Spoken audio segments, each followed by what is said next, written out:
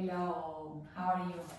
Welcome to my place for these Vinyasa short sessions to introduce you to the Vinyasa flow movement.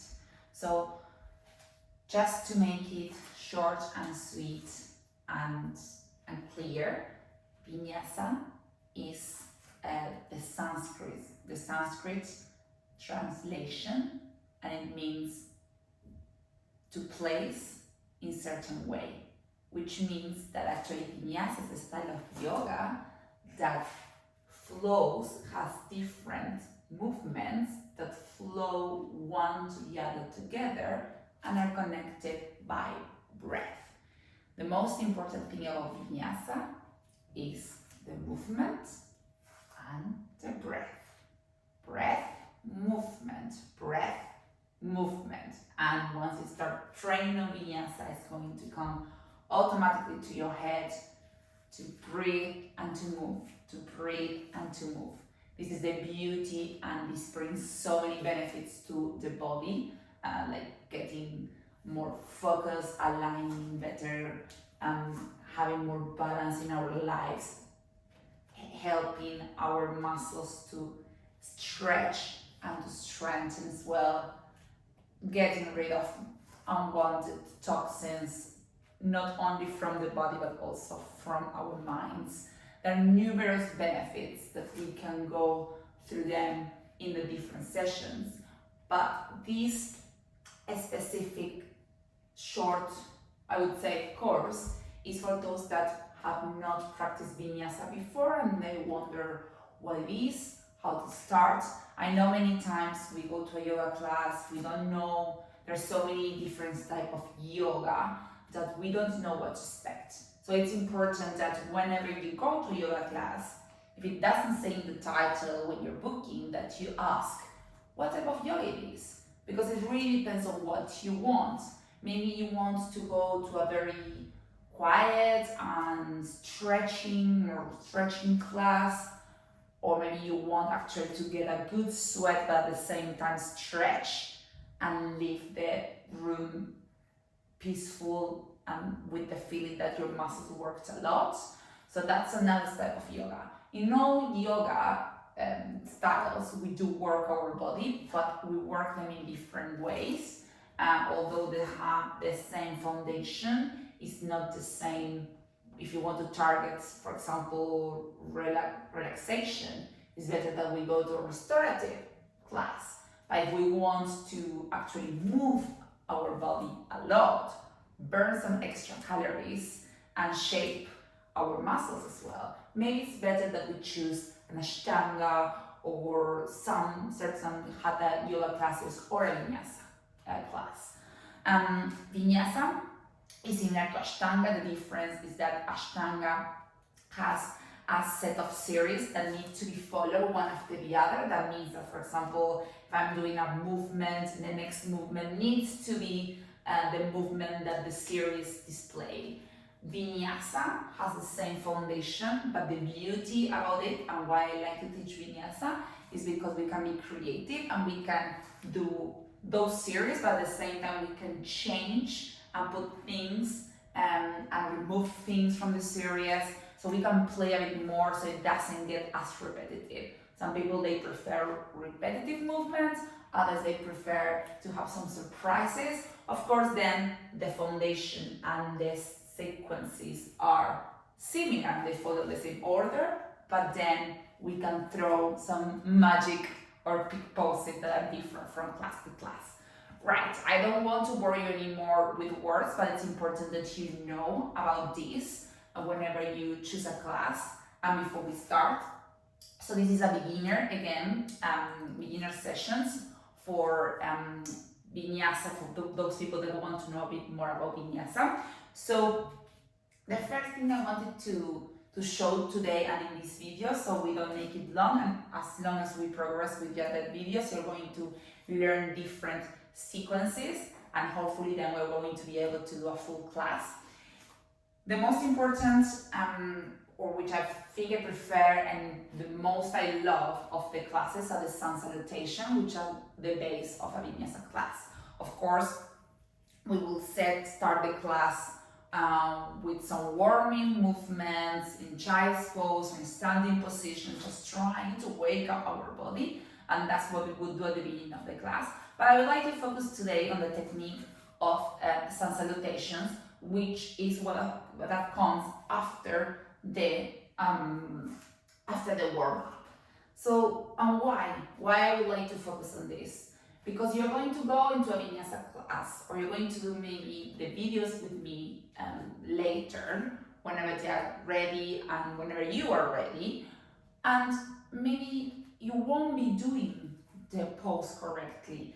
And when I mean correctly, I don't mean that you need to have the leg on a 90-degree angle because that's the perfect pose. No, what I mean with correctly means the pose that is healthy for you. Meaning that, for example, there are some things that you need to pay attention in order to avoid injury. Then, if you reach your leg or you don't reach your leg, or if you reach the ankles, that's not how it works in yoga.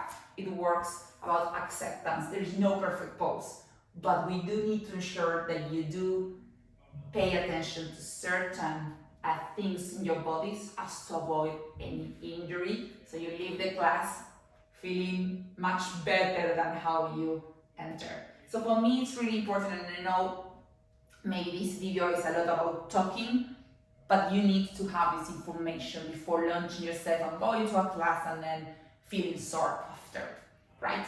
So sun salutations are great for stretching, for warming up the body, and for strengthening. So we build the foundations and the strength needed for more complex poses that will follow in the class.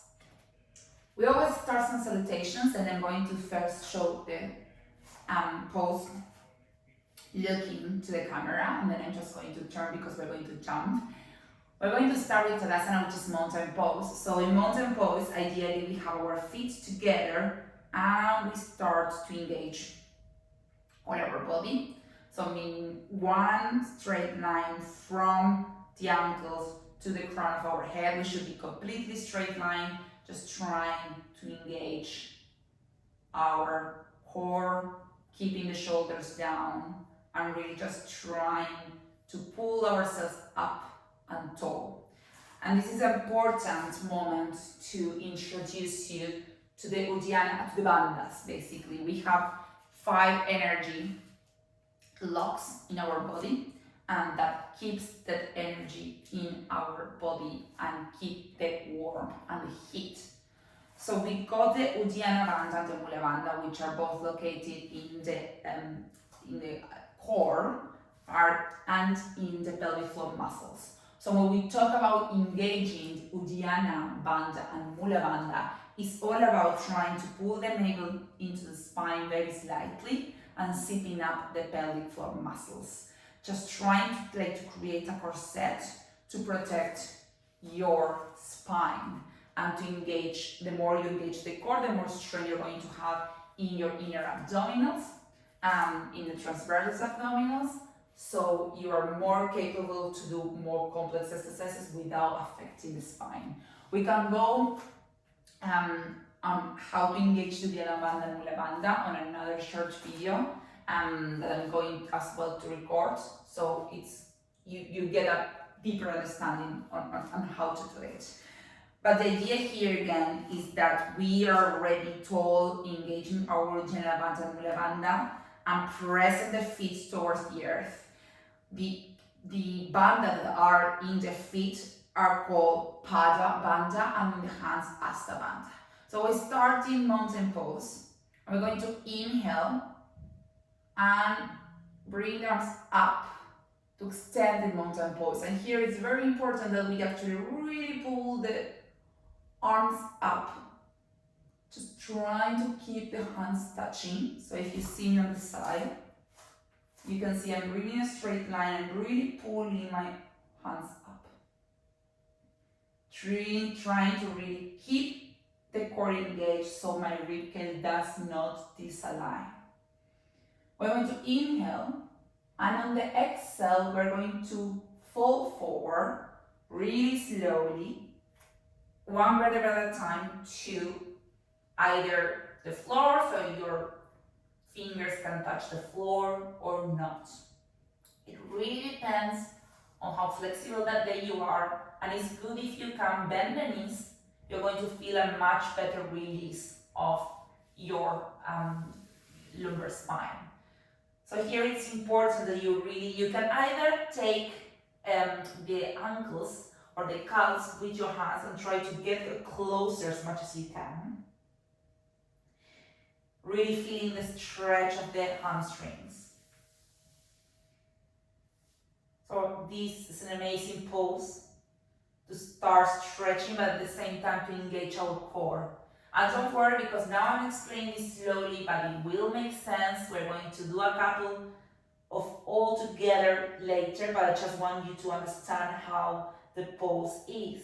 So here we're really pressing the Uddiyana Bandha and Mula Bandha, so our lumbar spine is not affected. And if you can, get closer, your forehead would get closer to the knees.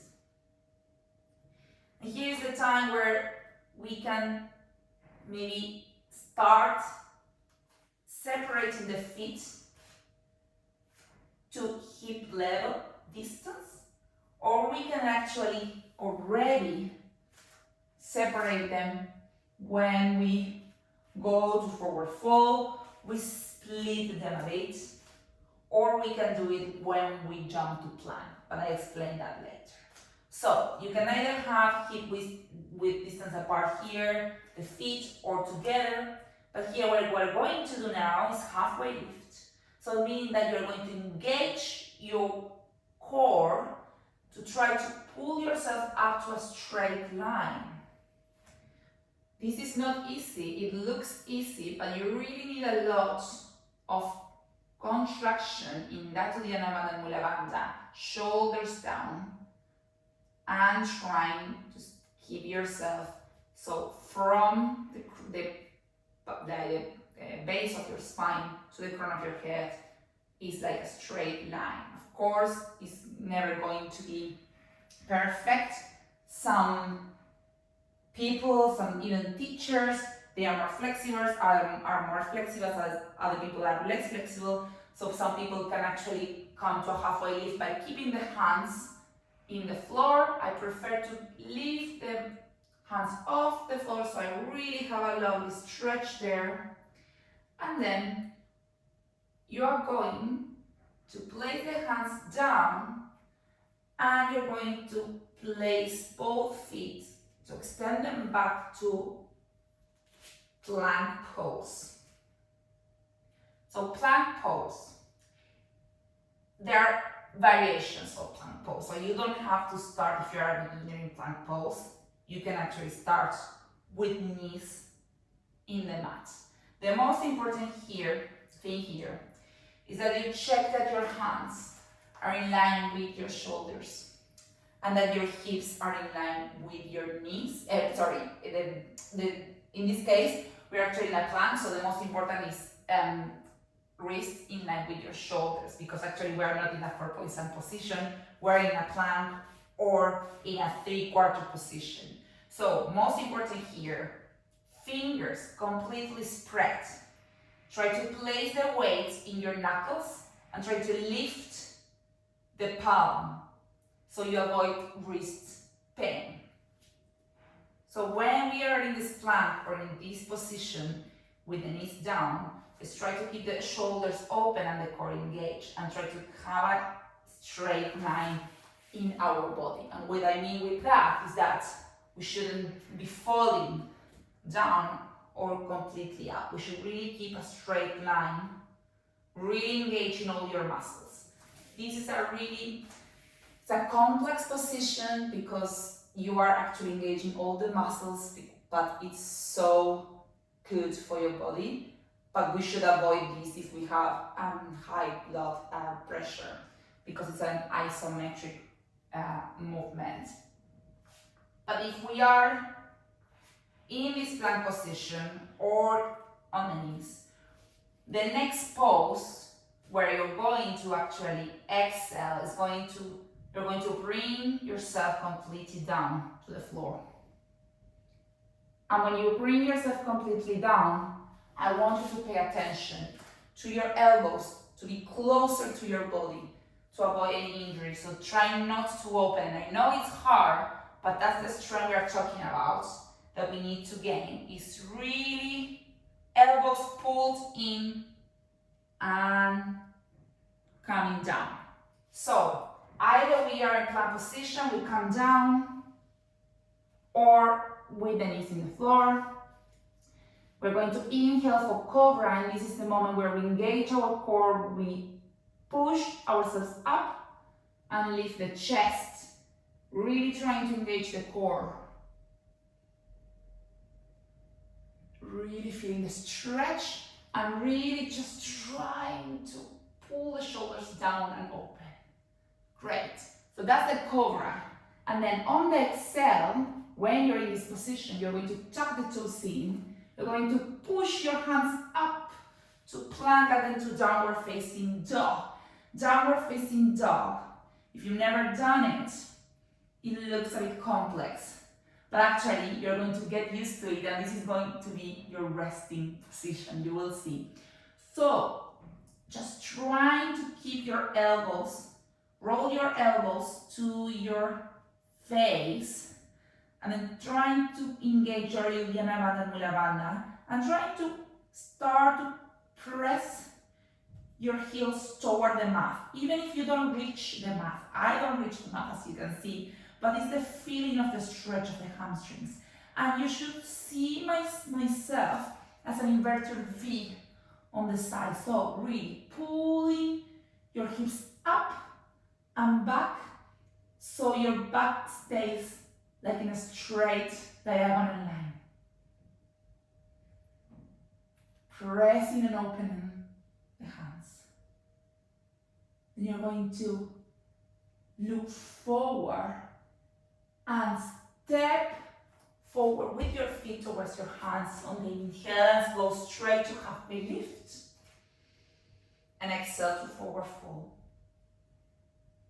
And inhale again to Theta Tadasana, where you can actually bring the feet together or not, depending on how you feel. So there are different variations, and then there is a progression, which is Chaturanga Dandasana and upward facing dog. So if you want to do it together with me, or I can show it, we're going to do it twice, what we've just done, but we're going to incorporate more the breath and some more speed. So we're going to start. Inhale to Theta Tadasana. Exhale, forward fold. Inhale, halfway lift. Exhale, hands down, step back to plank. Inhale, down to the floor. Exhale, down to the floor. Inhale, up to cobra. Exhale, tuck the toes, up to downward facing dog. Inhale, look forward, step forward with the feet to halfway lift. Exhale, forward fold. Inhale, Uddiyana Tadasana. Exhale, Tadasana. So that's the initial sun salutation. You can see already that there's a lot of arm strength, core strength, and then we will move after. Let's do one more time if you want. We're going to start inhale to Uddiyana Tadasana. Exhale, forward fold. Inhale, halfway lift. Exhale, step back to plank. Inhale in plank. Exhale, down to the floor, keep the elbows close to your body. Inhale, up to core. Exhale, tuck the toes up to downward facing dog. Inhale, look forward, step your feet towards your hands to halfway lift straight away. Exhale, forward fold. Inhale, up to the Tadasana. Exhale, Tadasana. Great. How does it feel? There are variations as well for this. If you don't want to start in the plank, remember you can place the knees. And the other variation, if you don't want to start pulling yourself down from plank because it can be a bit challenging again. First the knees and then the chin and chest, slowly. Great. So we're going to do now the full sun salutation, I mean the Chaturanga Dandasana. That's the last thing we're going to do in this video. So once we do the first warming up with the Cobra, we're going to change to exercises. So we're going to start with Uttita Tadasana. Exhale, forward fold. Inhale, halfway lift. Some people want to jump back straight to Chaturanga. So instead of stepping back, you can exhale, jump back to plank. And from here, straight away, you go to Chaturanga where you stay in midpoint. So your plank is here, down to the floor is here. Chaturanga is that midpoint where you stay here. But we're going to do this quickly, so don't worry, we're not going to stay there that long because I know it's tiring. So, we're going to do Chaturanga, upward facing dog, exhale to downward facing dog. Inhale, look forward, jump forward to inhale, halfway lift. Exhale, forward fold. Inhale, Uttita Tadasana. Exhale, Tadasana. Yes, you already start sweating. So, again, what were the changes here? So straight from halfway lift, you either step back to plank or jump to plank and straight on the exhale, you lower down to Chaturanga Dandasana and you place the top of the feet to inhale and upward facing dog. So we're going to do, I will just isolate this and we'll do it again.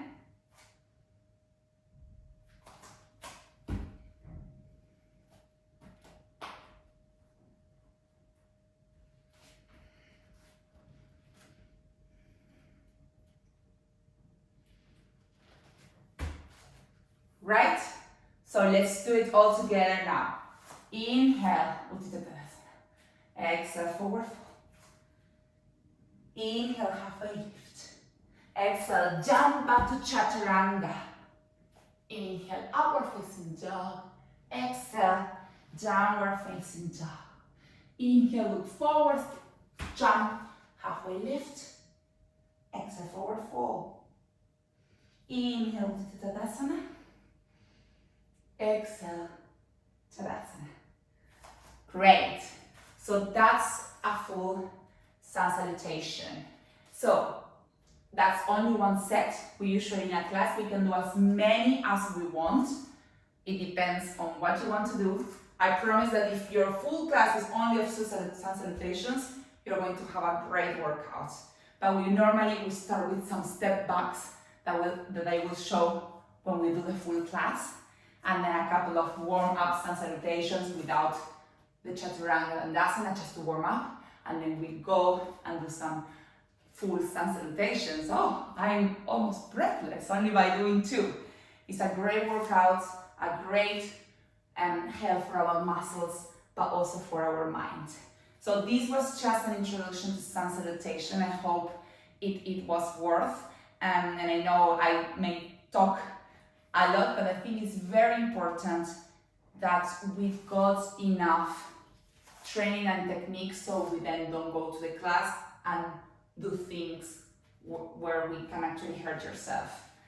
It's important as well that if you are not ready, if you feel that you are not ready to keep the plank with the core completely strength engaged and the legs engaged, that you really start keeping the legs down because you don't want to hurt your lumbar spine. So it's better that you start getting the strength of the arms in this position and then you do Cobra and upward facing dog. rather than going straight away to chaturanga, because it's really demanding, and it's important that you actually gain enough strength for you to be able to do that full sun salutation. This is only the first part of the class. It's just an introduction, and then in my next videos I'm going to do short videos of different poses, so when I do a full class, you're ready to come and join me in that full class. Hope you enjoy it. I'm more than happy for you to give me any feedback. Remember, I have other videos as well from Pilates and from yoga, and I hope you can also subscribe to my channel to get new videos when I post them. Have a lovely day, and yeah, hope you enjoy it.